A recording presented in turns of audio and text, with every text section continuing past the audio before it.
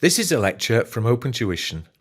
To benefit from the lecture, you should download the free lecture notes from opentuition.com. So we're going to go through now and look at direct tax, and direct tax specifically to do with companies. And when we look at direct tax with companies, we can essentially split it into two aspects. The first bit that we're going to look at in this session is looking at the tax that a company pays on its income, so the tax it pays on its profits. You may have heard that referred to as corporation tax if you're based in the UK. Internationally, that's referred to as income tax. Also, as well as your income tax, we also need to look at it from a capital tax perspective, whereby a company goes through there and generates a gain on the disposal of an asset. How is that gain on disposal subsequently taxed through capital tax rules? There are some other areas that you could go through and consider, but the syllabus focuses on your direct income tax and your direct capital tax for a company. So let's focus on the income tax aspect, because a company generates profits, and we look at a company's profits from an accounting perspective, don't we? Okay, we've worked out the company's profits based upon all our accounting rules. We use IFRS. It could be that a different company uses local rules. Our focus is on IFRS, and we've applied various different rules that match up to the definitions per the framework, don't we? Okay. One of those examples, I suppose, that we see is depreciation, an example of the accruals concept, isn't it? But the issue that you have with depreciation and a couple of other accounting conventions is that it is very subjective. It's open to interpretation, isn't it? With regards to, do I use straight line? Do I use reducing balance? What percentage do I apply reducing balance? How many years is the economic life of the asset? So it's all very, very subjective, isn't it? Okay. Tax authorities don't like things being subjective. They like things that are very objective, very factual, very rules based. So what we're going to have to go through and do is to work out the tax that a company pays. We're going to have to calculate your taxable profit. And that taxable profit is calculated from your accounting profit. And what that does is that goes through there and takes the tax authorities' specific rules upon how they treat items, and therefore, based upon those rules, we may need to adjust the accounting profits to calculate the taxable profits. Once you have the taxable profits, it's nice and straightforward, because you can then just apply the tax rate from that competent jurisdiction to be able to go through there and work out the tax liability. Okay, so what have we got there? So we're looking at your income tax. So the key bit, first of all, is that anything to do with non-trading activities are ignored. Okay, so anything that's non-trading, so your gain on disposal of any assets, it could also be there as well if you like dividends, they are ignored. Okay, and what you've got there is underneath your tax computation, which I will go through there and learn. Okay, so what you do there is you take your accounting profit. So to you and I, accounting profit is your profits before tax. Okay, and what you do there is you deduct any non-trading income. Remember, we said anything to do with non-trading activities are ignored. So things that we have there, again, I think it's just something that you're going to have to go through there and learn. That's the way that tax is, isn't it? Rules have to be learnt. But things that you've got there, such as rental income, that's not part of your trading activities. Your trading is to buy goods and sell goods. You might have an investment property on the side that gets you some rental income. That's non-trading, so we remove it. Likewise, any interest receivable, I think we mentioned as well before, dividends, didn't we? And also any capital profit, so the gain on disposal of an asset. Okay, so anything that's not to do with your day-to-day buying and selling of goods, something extra that you earn or something extra that you incur, we need to adjust for. So any income we will deduct. Okay. We then add back any disallowable expenditure. Okay. So what do we mean by disallowable expenditure? Well, things that are allowed for accounting purposes, so it is an expense, but the tax authority don't deem that it is necessary for your business, or they disagree with the accounting treatment, to go through there and give you the deduction. So therefore, your disallowable expenditure, the key bit there is that you will add that back. Okay, add that back to your tax. Oh, sorry, you've got accounting profit, don't we? You've got there entertaining. So client entertaining. It's nice to take your clients out on a bit of a jolly, isn't it? Have a nice afternoon out. But it's not allowable for tax. Okay, otherwise everybody would be taking their clients out to reduce their taxable profit, wouldn't they? Okay, depreciation and amortization. The reason why we add those back there is because that is too subjective, isn't it? So what we will do is we will then replace that with a little bit more of an objective view of depreciation and work out a tax depreciation amount that will subsequently be deducted. Okay. Tax is paid to other public bodies. Just because you paid your tax, that's not going to then be allowed as a deduction. So again, that is added back. Likewise, donations to political parties. Okay. Nothing wrong with donations to political parties, that's fine. But to prevent excess donations so that people pay no tax, that is disallowed.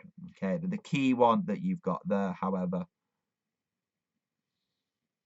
tends to be depreciation and amortization. On the odd time, it might be client entertaining. Just note staff entertaining is allowable, but I think that's just getting a little bit too picky.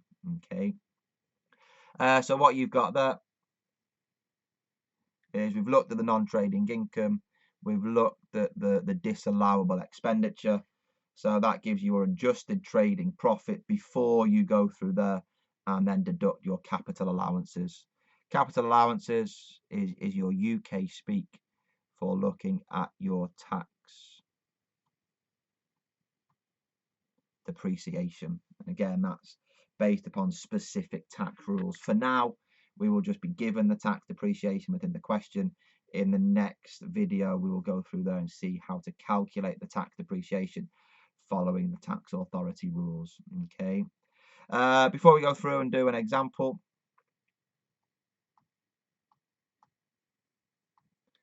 just note bits and pieces that are allowable. If they are allowable, then what you've got there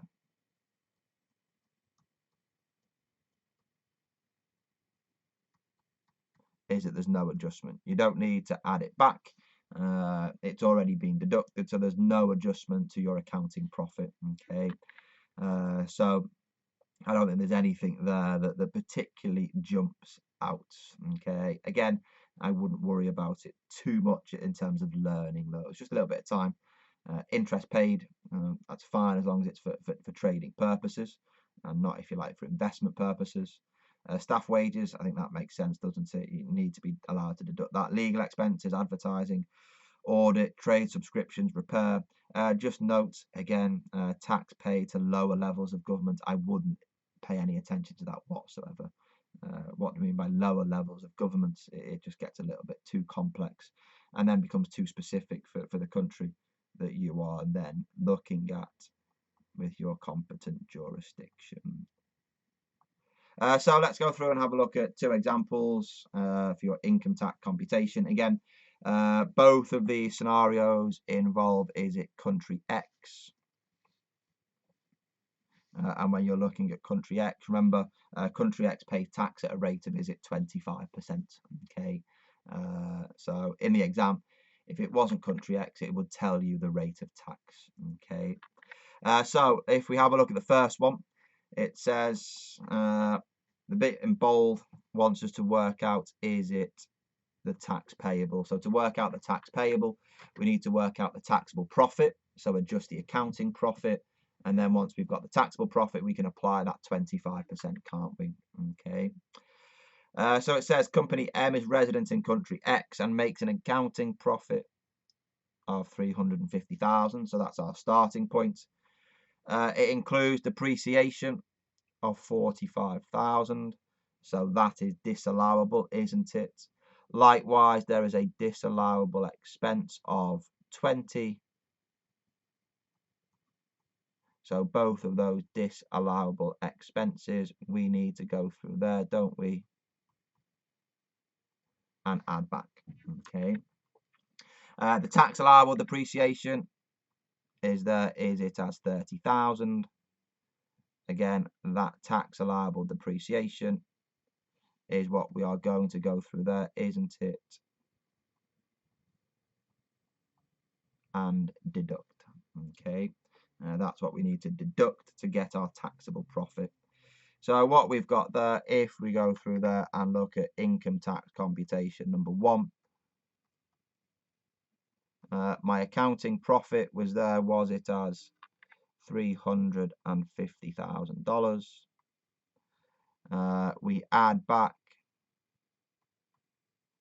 the depreciation, which was 45,000.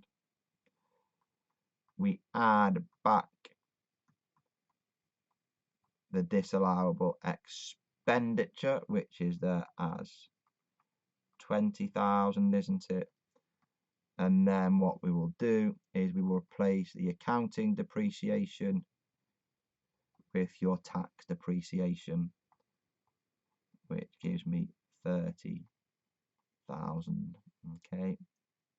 Tapping that into your calculator, I think it gives you 385,000. And you're then applying, is it 25%, which gives me 96250. Again, it doesn't specifically say that it's 25% in the question, but in the old syllabus, country X had a tax rate at 25%. Okay, there we go. Everybody happy?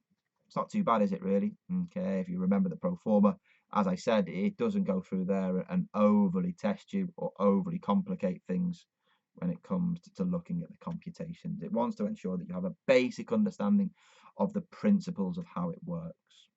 If you want, you can go through there, stop the video and have a go at example number 2 by yourself, okay, and then restart it again as we work it through, because again, I think it's very, very, very similar. Okay, maybe one extra little bit that you've got there. Okay, but we'll go through and work it through together. Again, same requirements. It's got there, is it your tax payable? The accounting profits that we've made, so our starting point is 360. Again, we've got depreciation of 40. You've got 10,000 of expenses are disallowable, so both of those will be added back. You've got the tax allowable depreciation of 30, which again we will go through there, is it, and deduct. Okay.